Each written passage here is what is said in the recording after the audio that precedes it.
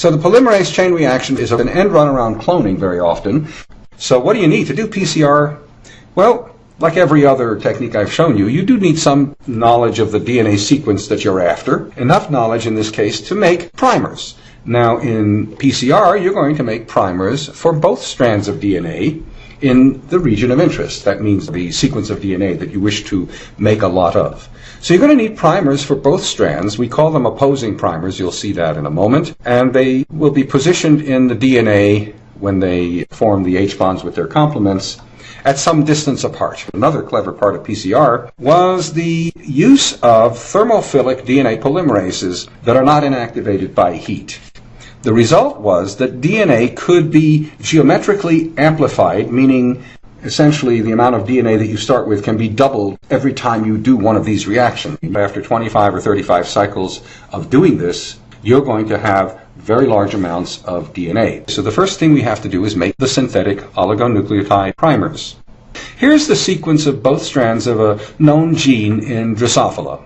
And the end game is to see if there's a homologous gene in other organisms, let's say in humans. So here is that sequence. The immediate goal is to make these synthetic primers. So what we need to do is identify two sequences that will be opposing primers that a thermophilic DNA polymerase can use to synthesize that part of the gene we'd like to get at. So let's see what I mean by identifying the primers. I have highlighted in black, in boldface, two sequences, probably 17 or 18 bases long, each of which might be a good sequence to synthesize to make a synthetic primer.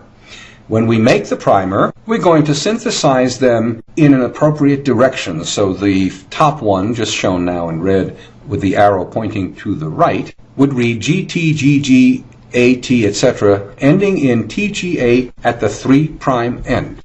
The opposing primer would be read as GCT, AA, TC, etc., ending with CC at the 3' end. So if you think about the geometry of all this, each of these two sequences could serve as primers, and they would form H bonds with the opposite strand, the strand just above the one that begins GCTAA, reading from right to left, or just below it, reading GTGGA from the left, going to the right. So before I go any further, the polymerase I'm referring to is one that was isolated from a thermophilic bacterium, Thermus aquaticus, called TAC, T-A-Q for short. The beauty of TAC polymerase, of a thermophilic polymerase, is that it is not destroyed when you heat it up to temperatures as high as 100 degrees. And you can heat DNA in the presence of this enzyme to denature it, and when it cools down so that the primers can bind to the DNA, the TAC DNA polymerase is still alive and well, and can catalyze polymerization. So then you only have to add the 4 deoxynucleotide triphosphates to actually get DNA synthesis.